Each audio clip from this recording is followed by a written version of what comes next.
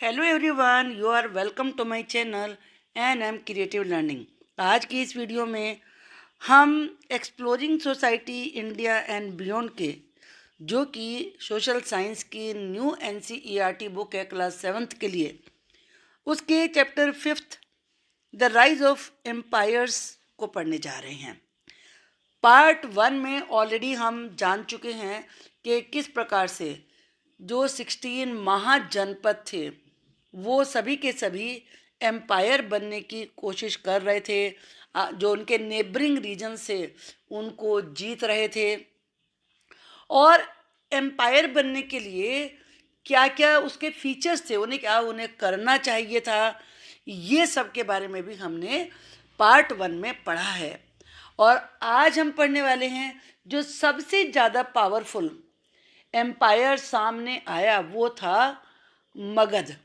So today we are going to read the rise of Magadh. Magadh की शुरुआत, मगध का powerful बनना। The period between the 16th and 4th century BCE, जो 6 से लेकर 4th सेंचुरी BC का टाइम था, was one of profound change in north India. North India में उस समय में एक बहुत ही बड़ा परिवर्तन आया, वेरी बिग चेंज आया। We briefly visited the 16 mahajanapadas earlier. पहले हम जान चुके हैं कि किस प्रकार से जो सेकेंड फेज ऑफ अर्बनाइजेशन था उसमें 16 महाजनपद सामने बनकर आए थे, जो कि जनपद से बड़े थे और 16 थे वो। Those large kingdoms of North and Central India with their assembly system, इसमें याद रखिए कि ये बड़े किंगडम थे, नॉर्थ और सेंट्रल इंडिया के थे, और यहाँ पर असेंबली सिस्टम था, सभा और समिति थी उनमें। One of them was Magadh, जो कि मॉडर्न डे साउथ बिहार है, and some adjoining areas. Adjoining का मतलब होता है नेबरिंग, आसपास के, और इसमें कुछ आसपास के एरियाज भी थे। रोज इम्पोर्टेंस, ये काफ़ी आगे बढ़ा, ग्रो किया इसने। And set the stage for the fusion of many kingdoms into India's vast empire. वो जो इंडिया का सबसे पहला फर्स्ट एम्पायर था, जिसमें कि बहुत सारी किंगडम्स मिल के जो बना था। फ्यूज़न का मतलब क्या होता है? मिलना। बहुत सारी किंगडम के मिलने से एक पहला इंडिया का एम्पायर बना था ये। पावरफुल अर्ली किंग्स, जो पहले किंग थे वो बड़े पावरफुल थे, such as Ajatashatru.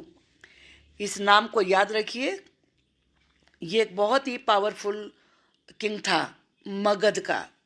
played a crucial role in establishing Magad as a dominant center of power.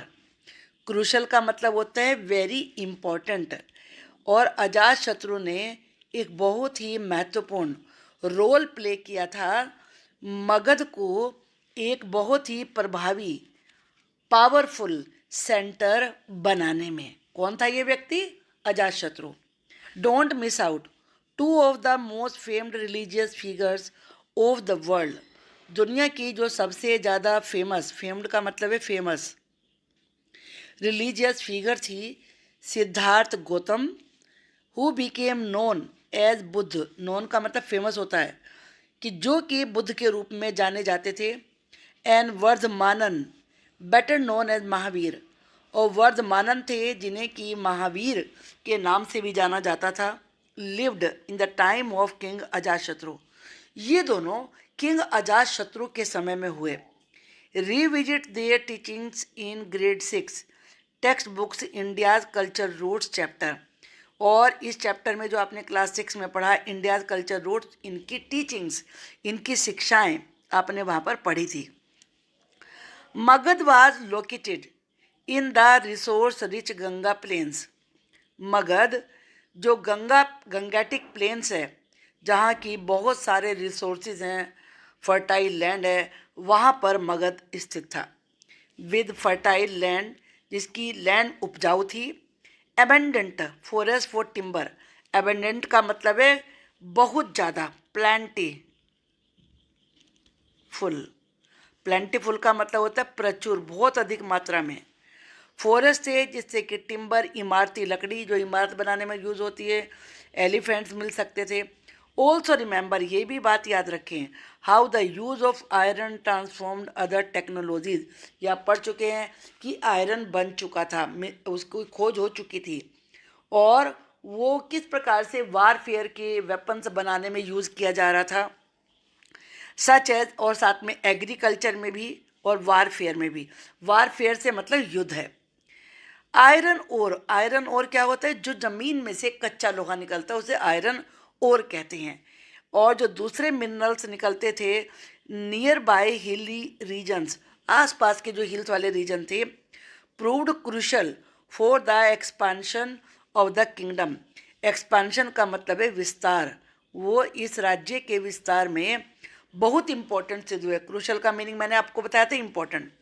The use of iron ploughs का मतलब क्या होता है, हल, और टिल का मतलब होता है जोतना। The land increase agriculture produce का मतलब पैदावार, और हल के द्वारा जमीन को जोतने की वजह से कृषि की पैदावार बढ़ गई।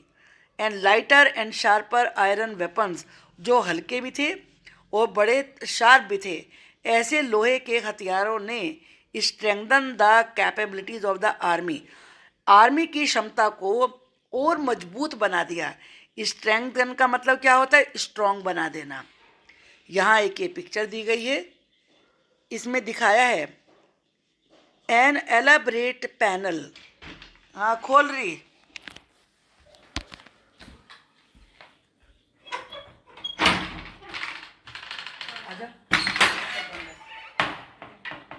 अच्छा ये ऊपर ही रखा था, मैं सोची मैं गाड़ी में छोड़ दिया, मैं सोची थी मैंने गाड़ी में छोड़ दिया।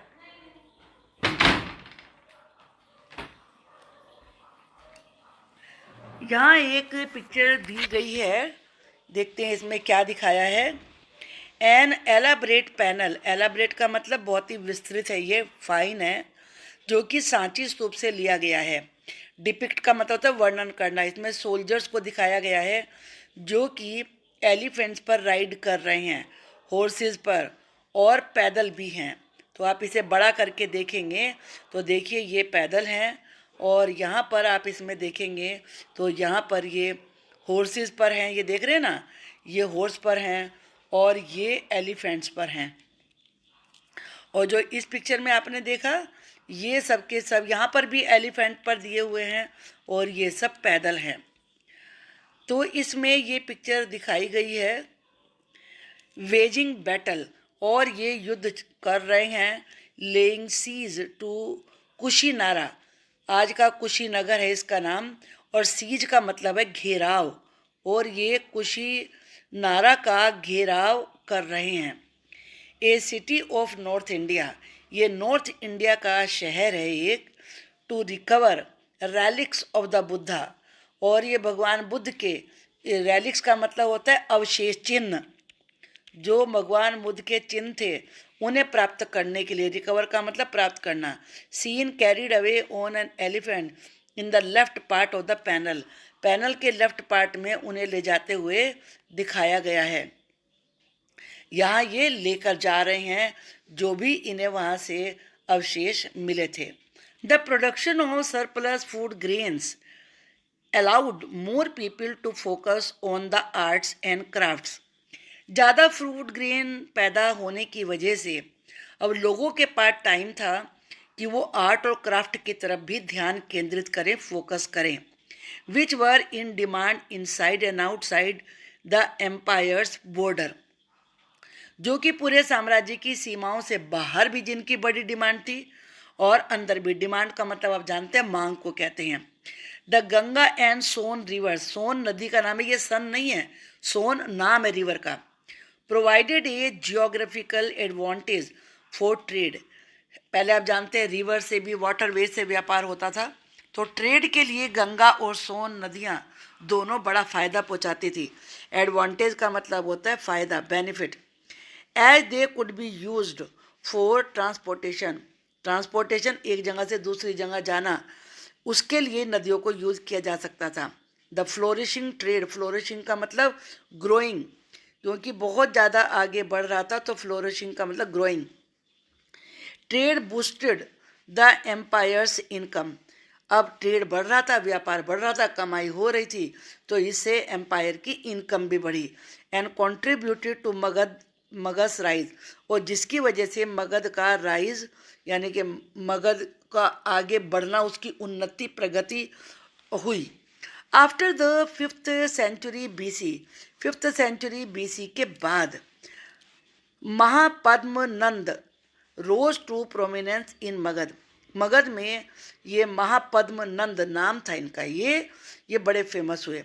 And founded the Nanda dynasty, dynasty आप जानते हैं वंश को कहते हैं, और इन्होंने नंद डायनेस्टी की नींव रखी, यानी कि तब से नंद परिवार राज्य करने लगा। ही सक्सेसफुली यूनिफाइड, यूनिफाइड का मतलब यूनाइट करना, इकट्ठे करना, मैनी स्मॉलर किंगडम्स, इन्होंने बहुत सारे छोटे छोटे राज्यों को इकट्ठा किया, जोड़ा उन्हें।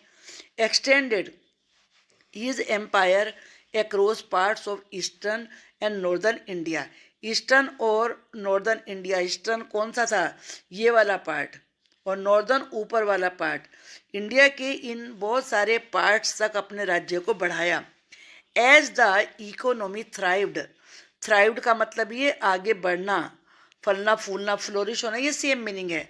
जैसे जैसे इकोनॉमी अर्थात अर्थव्यवस्था अर्थात पैसे की इनकम बढ़ती गई, ही बिगैन इशूइंग कॉइन्स, तो उन्होंने अब सिक्के जारी करना शुरू किया।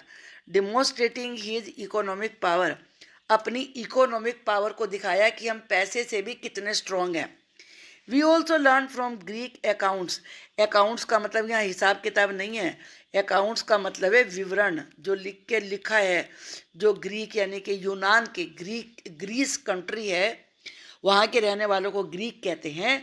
तो वहाँ के बहुत सारे ट्रेवलर्स इंडिया में आए थे, तो उन्होंने यहाँ के बारे में बहुत कुछ लिखा है, तो उनके विवरण से ये जानकारी मिली है that the Nand dynasty maintained a large army, के नंद डायनेस्टी ने बहुत बड़ी आर्मी बना रखी थी। From various accounts of Nand dynasty, Nand dynasty के बहुत सारे विवरण मिले हैं उनसे। इट अपियर्स, अपियर्स का मतलब लगता है, प्रतीत होता है, दैट इट्स लास्ट एम्परर, के जो इनके आखिरी बादशाह थे, सम्राट थे, बादशाह तो नहीं, हिंदी में सम्राट कहा जाएगा, जिनका नाम था धन नंद, दो वेरी रिच, बहुत अमीर थे, बिकेम हाईली अनपॉपुलर, लेकिन वो बिल्कुल अनपॉपुलर थे, उन्हें कोई पसंद नहीं करता था।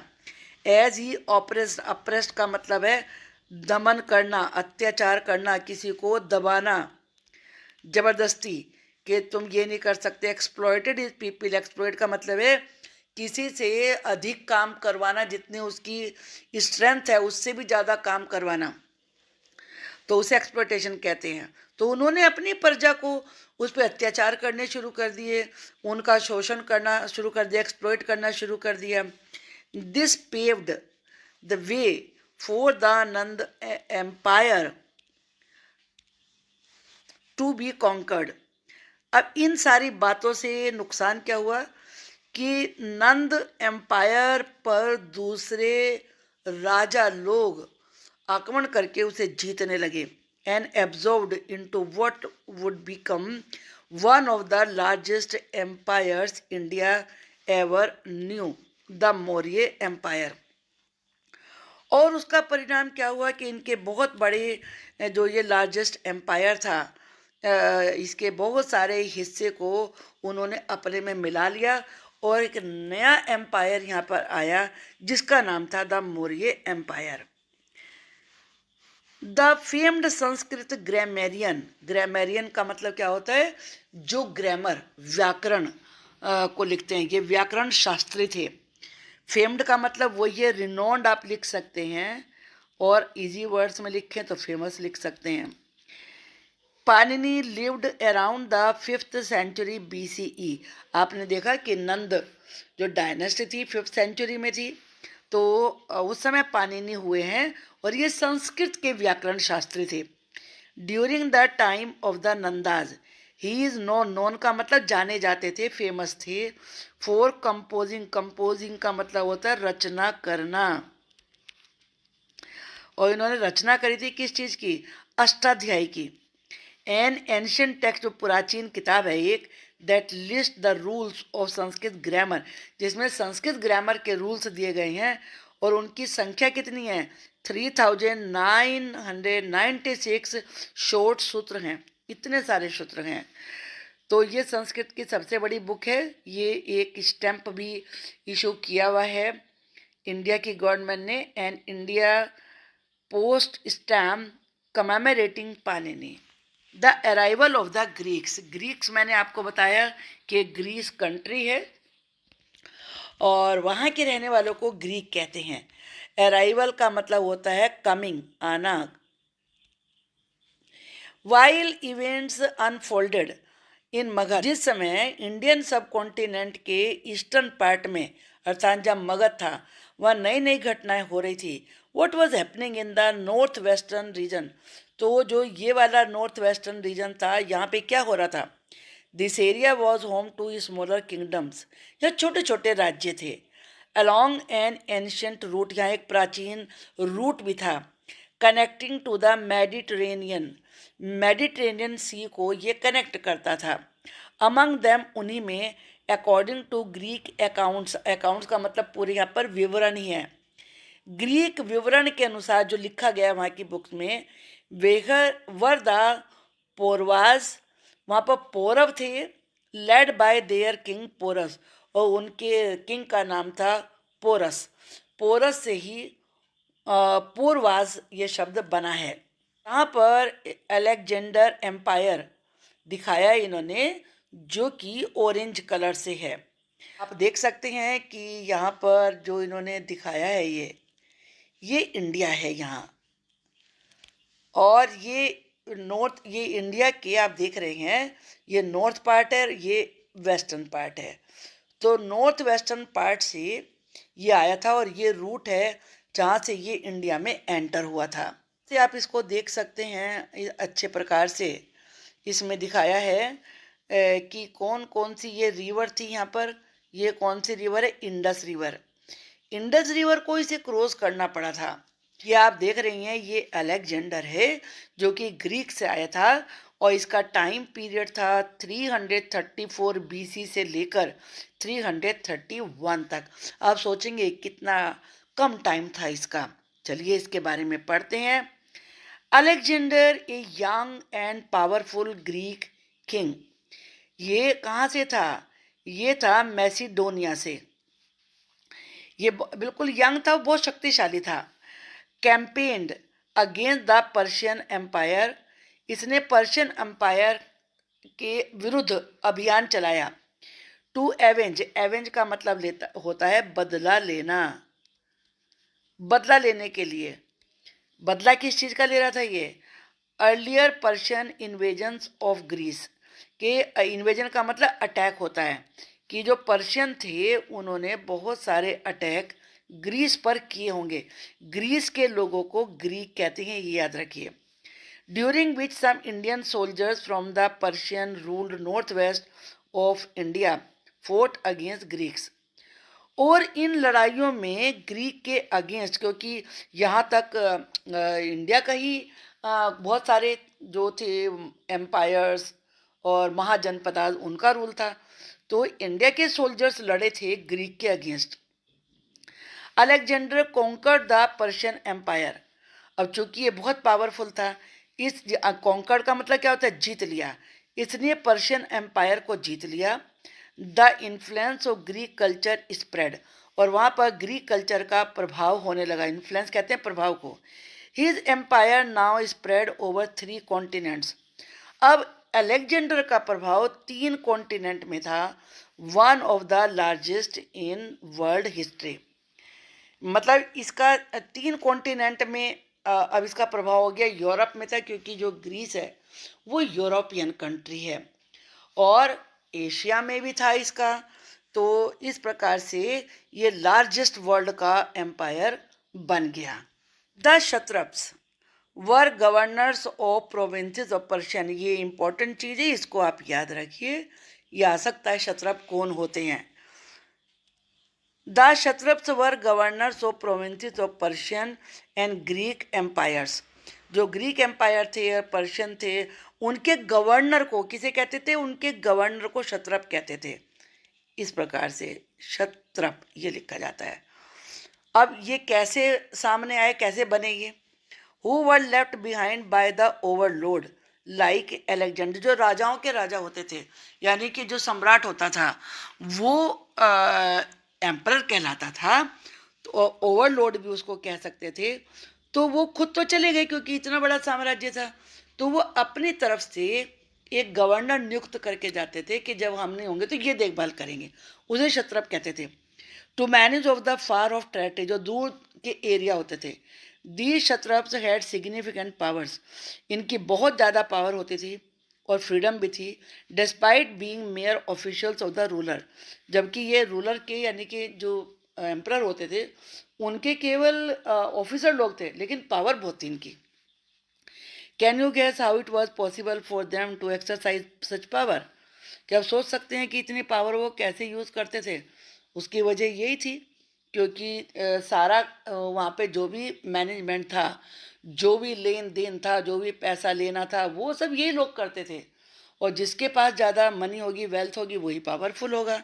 व्हेन आफ्टर द बैटल, जब बैटल के बाद, अलेक्जेंडर आस्क्ड पोरस, अलेक्जेंडर ने पोरस से पूछा, पोरस पढ़ा है ना आपने कि ये किंग थे जिनसे अलेक्जेंडर की लड़ाई हुई थी। How he wish to be treated, कि उनके साथ कैसा व्यवहार किया जाए। पोरस आंसर्ड, पोरस ने जवाब दिया, लाइक ए किंग, राजा की तरह से। Alexander then left Porus at the head of his kingdom as kshatrap. तब अलेक्जेंडर ने पोरस को छोड़ दिया और उन्हें अपने राज्य के हेड यानी कि क्षत्रप के रूप में नियुक्त कर दिया। With the help of your teachers find more details of the battle between Porus and Alexander. Alexander Porus के बारे में, बैटल के बारे में और जानकारी हासिल करिए। अब यहाँ एक और टाइम लाइन ये दी गई है, ये है 327 टू 325, अभी वो 34 तक की थी। बैक इन पर्सिया, पर्सिया में वापस जाने के बाद अलेक्जेंडर फेस रिबेलियन। रिबेलियन का मतलब होता है विद्रोह, अर्थात कहना मानने से मना कर देना। एंड पॉलिटिकल टर्मोइल, टर्मोइल का मतलब है अराजकता, यानी कि बिल्कुल ही एकदम अव्यवस्था हो जाना। तो पॉलिटिकल टर्मोइल था वहाँ पर, बिल्कुल अव्यवस्था थी, पता ही नहीं था कौन क्या कर रहा है, कोई किसी का कहना मान रहा है नहीं मान रहा है। आफ्टर ही फेल, और वो बीमार पड़ गया, and died in Babylon at the age of 32। वो 32 की ईयर्स की एज में उसकी डेथ भी हो गई। बेबीलोन जगह का नाम है। हिज इमेंस एम्पायर, उसका एम्पायर इतना बड़ा था, वह सोन डिवाइडेड, अब वो डिवाइड हो गया बिटवीन हिज जनरल, जो उसके जनरल थे, क्षत्रप थे, जो जहाँ का था उसने उसी को ले लिया। Who created their own kingdom, और अपनी अपनी किंगडम बना ली। Eager to reach the end of the world, Alexander की चाहत थी कि वो दुनिया के एंड तक अपना साम्राज्य फैलाए। पुश्ड ऑन फर्दर ईस्ट, वो ईस्ट तक गया। Brought his campaign to India, India तक अपने अभियान को लाया। डिफीटेड पोरस, पोरस को हराया पंजाब में। And encountering fierce resistance from local tribe, और जो वहाँ के लोकल ट्राइबल लोग थे, फॉरेस्ट में रहने वाले लोग थे, उन्होंने उसका बहुत विरोध किया। एंड रूलर्स, और शासकों ने भी विरोध किया। मास्कर्ड, मास्कर्ड का मतलब होता है killed many people at A time, एक ही बार में बहुत सारे लोगों को मार देना, हिंदी में कहते हैं नरसंहार। उसने बहुत सारे लोगों को मार दिया। Massacred the population of several cities, कई शहरों के। ग्रीक रिकॉर्ड्स मेंशन, जो ग्रीक में रिकॉर्ड हैं वहाँ ये जिक्र किया गया है, that in a few battles, के कुछ ही बैटल में women fought side by side with their man, कि विमेन भी लड़ी अपने मैन के साथ। Alexander himself was seriously wounded in a battle, wounded का मतलब होता है घायल। एक युद्ध में तो अलेक्जेंडर खुद भी बुरी तरह घायल हो गए थे, सीरियसली। टायर्ड एंड होमसिक, थक भी गया था और घर की याद भी आ रही थी। होमसिक कहते हैं घर की याद आना। His soldiers lost the will to fight, उसके सोल्जर्स अब ने मना कर दिया क्योंकि उन्हें घर की भी याद आ रही थी, थक भी गए थे कि वो नहीं लड़ेंगे। And refuse to move deeper into India, उन्होंने पंजाब से आगे इंडिया में बढ़ने से ही मना कर दिया। Toward the Ganga river, Alexander and part of his army retreated to Persia, retreated का मतलब है लौट जाना, रिटर्न। और उसकी कुछ जो आर्मी थी वो पर्शिया में लौट गई। But through the coastal route in the south, south में कोस्टल यानी कि समुद्र वाला एरिया होने के कारण, रास्ता होने के कारण, and Iran's harsh desert region, और ईरान में डेजर्ट ही है जहाँ की परिस्थितियाँ बहुत ही कठोर थी। रिजल्टिंग इन हैवी लॉसेज, उसे बहुत नुकसान हुआ इसलिए अलेक्जेंडर को और उसके ट्रूप्स को। वो प्यास के मारे, भूख के मारे, डिजीज बीमारियों के मारे बहुत सारे उसके सैनिक मारे गए। Alexander's dialogue with gymnosophist, Alexander heard a group of Indian sages, sages का मतलब क्या होता है, सन्यासी। अलेक्जेंडर ने भारत के सन्यासियों के बारे में, ग्रुप के बारे में सुन रखा था। होम द ग्रीक्स कोल्ड जिम्नोसोफिस्ट, और जो ग्रीक लोग थे वो उन्हें जिम्नोसोफिस्ट कहते थे या नेक्ड फिलोसफर्स। प्रोबेबली बिकॉज, शायद इसलिए कहते होंगे, दे वोर वेरी लिटिल क्लोथिंग, क्योंकि वो बहुत कम कपड़े पहनते थे। हु वर रिनोन्ड, रिनोन्ड का मतलब फेमस, फॉर देयर विजडम, जो अपनी बुद्धि के लिए फेमस थे। Alexander challenge them with tricky question, Alexander ने उनसे बड़े ट्रिकी क्वेश्चन पूछे in the form of riddles, पहेलियों के रूप में। वार्निंग, उन्हें चेतावनी दी that he would put those who gave wrong answer to death, कि अगर उन्होंने गलत आंसर दिए तो वो उन्हें फांसी की सजा देगा, मरवा देगा। However, the gymnosophist responded, responded का रिप्लाई देना, to his question calmly, शांत रहकर सभी सन्यासियों ने उसके क्वेश्चन का जवाब दिया और इंटेलिजेंटली दिया, बुद्धि से। अलेक्जेंडर वॉज इम्प्रेस्ड, अलेक्जेंडर बड़ा इम्प्रेस हुआ। And in the end spared them all, सबको छोड़ दिया। ओवर द सेंचुरीज, कितनी सेंचुरी के बाद different versions of this story have been told, ये कहानी अनेक रूपों में कही गई है। Making it one of the most fascinating encounters in history, ये इतिहास का बहुत ही आकर्षक, इंटरेस्टिंग, फैसिनेटिंग का मतलब होता है यहाँ पर इंटरेस्टिंग, यानी कि बहुत ही रोचक एनकाउंटर है ये। अकॉर्डिंग टू वन अकाउंट, एक विवरण के अनुसार, अलेक्जेंडर आज, अलेक्जेंडर ने पूछा, विच इज स्ट्रोंगर, क्या चीज़ स्ट्रॉन्ग है, लाइफ या फिर death. One of the sages replied, एक सन्यासी ने जवाब दिया, लाइफ, जीवन, बिकॉज इट एंड्योर्स, क्योंकि ये सहनशील है, वाइल डेथ डज नॉट, जबकि डेथ सहनशील नहीं है। अलेक्जेंडर देन आस्क, अलेक्जेंडर ने फिर पूछा, how can a man be most loved, एक आदमी सबसे अधिक प्यारा कैसे हो सकता है। If he is most powerful, अगर वो बहुत पावरफुल हो, and yet does not inspire fear, और फिर भी लोगों में डर उत्पन्न ना करें। Came the reply, perhaps as a hint to the mighty ruler, ये शायद उस शक्तिशाली पावरफुल अलेक्जेंडर की तरफ ही इशारा था, क्योंकि वो पावरफुल था लेकिन उसे डर नहीं बैठाना चाहिए दूसरों के मन में। Historians view such exchanges as a meeting of two great traditions, इतिहासकार ऐसे जो भी विचारों के आदान प्रदान हुए उन्हें दो परंपराओं के मिश्रण के रूप में देखते हैं, ग्रीक और इंडियन फिलोसफीज।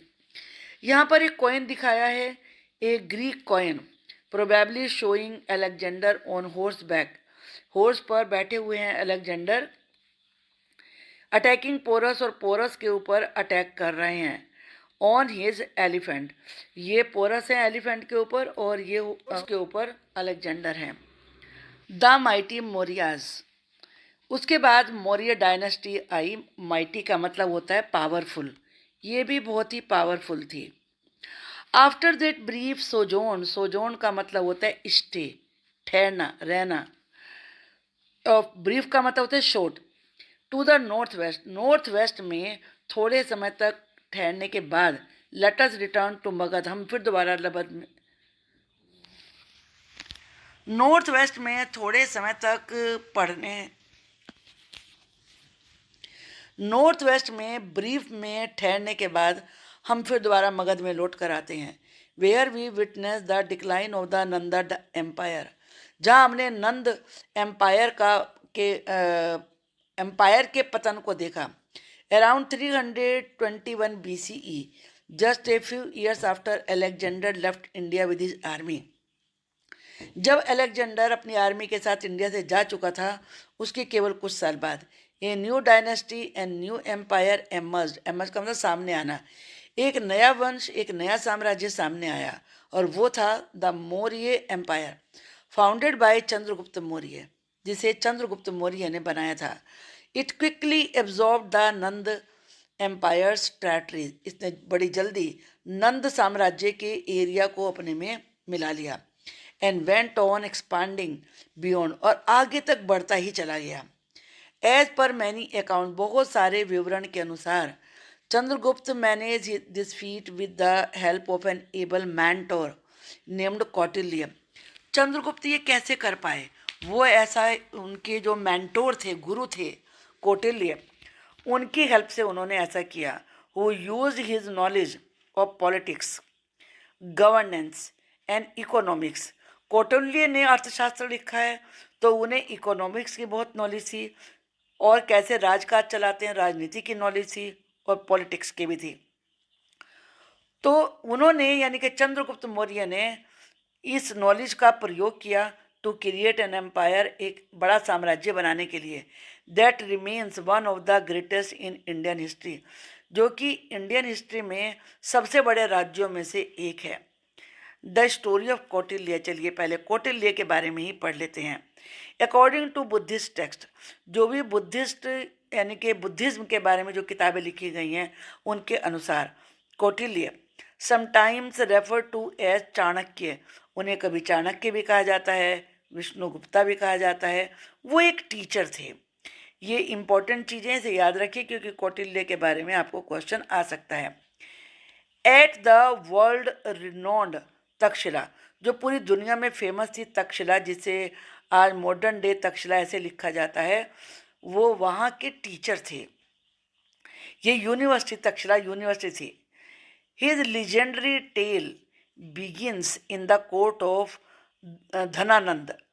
लीजेंडरी का मतलब जो कथाओं के रूप में भी चल पड़ी है, और टेल का मतलब होता है कहानी। ये कहानी धनानंद के कोर्ट से शुरू होती है। Who as we saw had become highly unpopular, जैसा कि अभी हमने पढ़ा था, धनानंद बहुत ही ज़्यादा अनपॉपुलर थे, उन्हें कोई पसंद नहीं करता था, क्योंकि वो अपनी प्रजा को बहुत तंग करते थे। ऑब्जर्विंग दिस, ये देखकर कौटिल्य एडवाइज धनानंद, कौटिल्य ने धनानंद को सलाह दी टू चेंज हिज वेज, कि वो अपने तरीके सुधार ले, और witness the collapse of his empire, नहीं तो उसका पूरा एम्पायर कोलैप्स हो जाएगा, खत्म हो जाएगा। एंगर, ये सुन के बड़े गुस्से हो गए धनानंद। इंसल्टेड कौटिल्य, उन्होंने कौटिल्य की बहुत इंसल्ट करी। And threw him out of his court, और अपने कोर्ट से बाहर फिकवा दिया। This led to Kautilya's vow, vow का मतलब होता है शपथ। अब कौटिल्य ने शपथ ली किस चीज़ की? To end the evil Nanda rule, कि जो इतना दुष्ट नंद है वो उसके रूल को ख़त्म कर देंगे, समाप्त कर देंगे।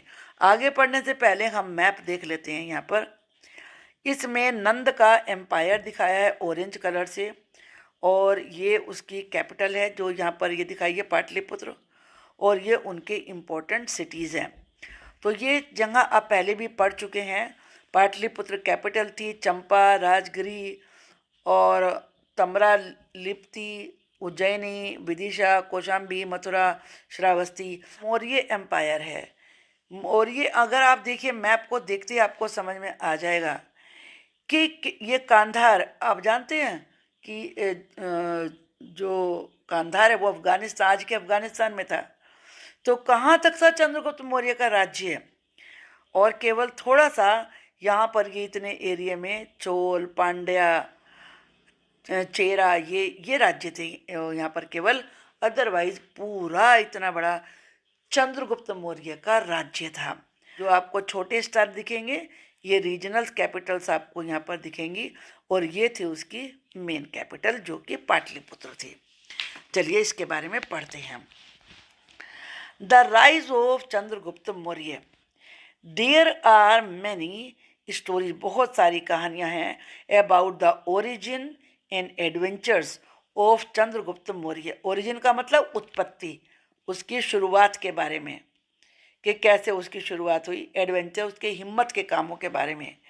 But their common theme is, लेकिन जो मेन चीज़ है, एक जैसी बात है, वो थी ही ओवरथ्रेव द नंदाज, कि उसने नंद को उखाड़ फेंका, and took control of Magadha, और मगध पे अपना कंट्रोल कर लिया, टू एस्टेब्लिश हिज रूल, अपना रूल स्थापित करने के लिए, with Pataliputra as his capital, और पाटलिपुत्र उसकी कैपिटल थी। डू यू रिमेंबर, क्या आपको याद है, that Magadh had many advantages, कि मगध के बहुत सारे फ़ायदे थे, बिकॉज ऑफ इट्स ज्योग्राफी की वजह से।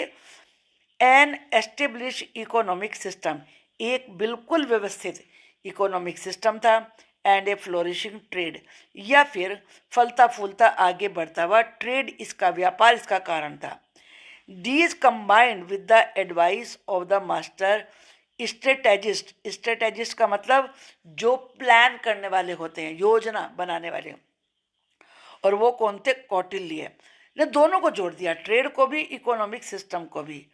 हेल्प चंद्रगुप्त मौर्य, और चंद्रगुप्त मौर्य की हेल्प करी, ग्रेजुअली एक्सपैंड हिज एम्पायर, और धीरे धीरे करके उसने अपना एम्पायर बढ़ाया।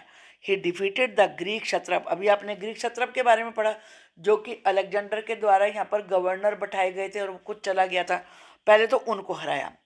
Left behind by Alexander in the north west, and integrated का मतलब जोड़ना, the region into an empire, और पूरे छोटे छोटे रीजन को एक बड़े राज्य में, साम्राज्य में जोड़ लिया, बना लिया। That stretch from the northern plains to the Deccan plateau, जैसा अभी आपने देखा कि नॉर्दर्न प्लेन से डेक्कन प्लेट्यू तक ये राज्य फैला हुआ था, द बिगेस्ट एम्पायर।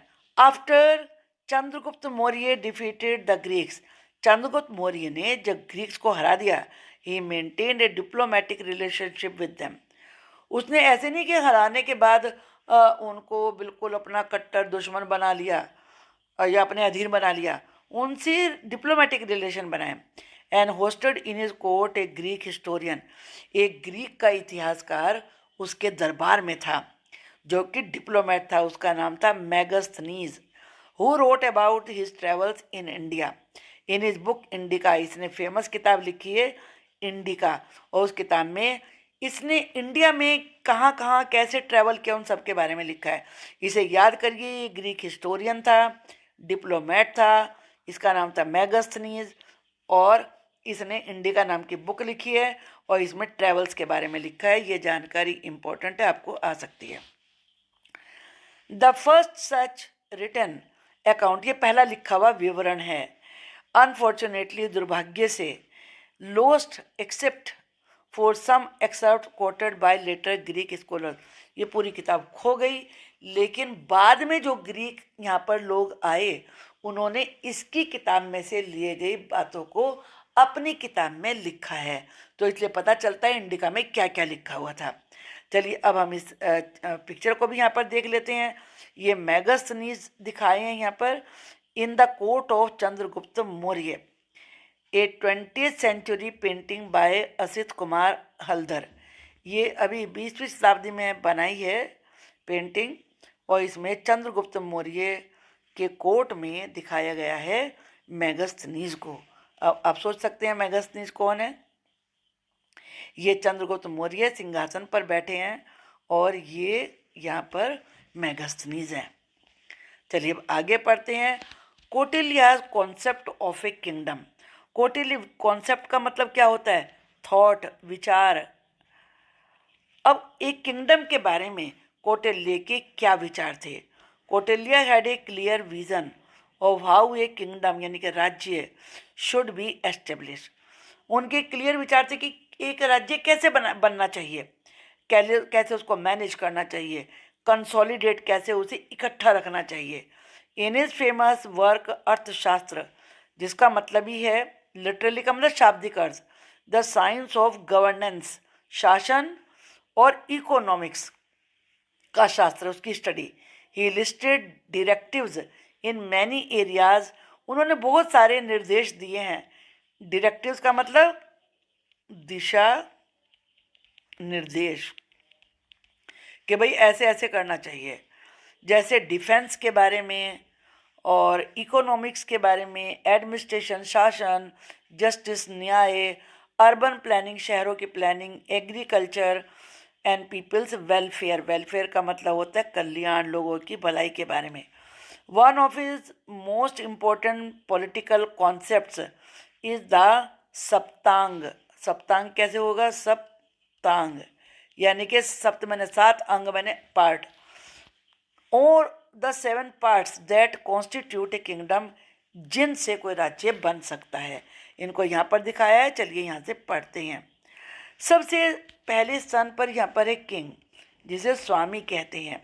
उसके बाद है द ग्रुप ऑफ काउंसिलर्स, सलाह देने वाले, मिनिस्टर, मंत्री, अदर हाई ऑफिशियल्स, अमात्य जिन्हें कहते थे। फिर है the territory of the state, territory का मतलब एरिया, स्टेट का वो area along with the population inhabiting it, जहाँ पे वहाँ की जनसंख्या लोग रहते हों, यानी कि जनपद। 45 टाउन्स एंड सिटीज़, दुर्ग अर्थात जो शहर हैं और कस्बे हैं वहाँ पर किले बने हुए होने चाहिए। द ट्रेजरी और वेल्थ ऑफ द किंगडम, कोष जिसे कहते हैं, यानी कि राज्य का कोष होना चाहिए। फिर है the forces of defence and law and order, दंड और सुरक्षा के लिए सेना होनी चाहिए। द एलीज, और आपके मित्र भी होने चाहिए। राज्य मित्रों की बात हो रही है यहाँ पर। कौटिल्य से, कौटिल्य कहते हैं a king shall increase his power by promoting the welfare of his people, कि राजा लोगों की भलाई करके अपने राज्य की पावर को बढ़ा सकता है। For power come from the countryside, क्योंकि जो पावर है वो देहात से आती है। Which is the source of all economic activity, जो कि सारी आर्थिक एक्टिविटी का सोर्स होता है। The king shall show special favour to those, राजा उनको स्पेशली फेवर करेगा कंट्री साइड में, हु डू थिंग, जो काम करते हैं। कौन से काम, विच बेनिफिट द पीपल, जो लोगों के फ़ायदे के हों, सच एज बिल्डिंग एम्बैंकमेंट्स, यानी कि बिल्डिंग का मतलब भवन नहीं है, बनाना। एम्बैंकमेंट का मतलब क्या होता है, जो खेत के ऊपर एक बाड़ बनाते हैं रोकने के लिए, और रोड के ब्रिज बनाते हैं। ब्यूटीफाइंग विलेज, गांव को सुंदर बनाने का काम करते हैं। हेल्पिंग टू प्रोटेक्ट देम, और उन्हें प्रोटेक्ट, सुरक्षा देने का भी काम करते हैं। Why do you think it was important to take special care of the countryside, देहात के लोगों की देखभाल करना इम्पोर्टेंट क्यों था, क्योंकि ये छोटे छोटे काम होते हैं, यही बड़े कामों को पॉसिबल बनाते हैं। तो इसलिए उनको प्रोटेक्शन देना, उनकी सुरक्षा करना, उनके फ़ायदे का काम करना राजा के लिए अंतोतगतवा उसकी पावर को बढ़ाने वाला था। Kautilya central philosophy of governance is in tune with Indian values, Kautilya ने जो भी उसकी फ़िलोसफ़ी है, जो भी बातें हैं, वो इंडियंस की वैल्यू, जो भी हमारे बुक्स में वैल्यूज़ दी गई हैं उनके का अनुसार है। In the happiness of his subject, subject का मतलब प्रजा होता है, प्रजा की खुशी में ही लाइज द किंग्स हैप्पीनेस, राजा की खुशी निहित है। प्रजा खुश तभी राजा खुश हो सकता है। प्रजा दुखी है, प्रजा में अराजकता है, विद्रोह है, तो राजा ना सुरक्षित है ना खुश है। In their welfare his welfare, उनके कल्याण में ही उसका कल्याण है। He shall not consider as good only that which pleases him, उस चीज़ को अच्छा नहीं माना जाएगा जिससे उसे केवल खुशी मिले, but treat as beneficial to him whatever pleases his subject, लेकिन वो लाभकारी है जो उसकी प्रजा को लाभ पहुँचाए, जो उसे खुश करे। यहाँ प्लीज़ का मतलब है मेक हैप्पी, खुश करना। ये इन अदर वर्ड, दूसरे शब्दों में कहें, how ever powerful a king में भी, कोई भी राजा चाहे जितना भी खुश हो, जितना भी शक्तिशाली हो, he must give first place to the people's interest, उसे लोगों के हितों को, अपनी प्रजा के फायदे को इम्पोर्टेंस देनी चाहिए। अब आगे the king who chose peace, ये हम नेक्स्ट पार्ट में पढ़ेंगे। So that's all for this part of the video. Thank you.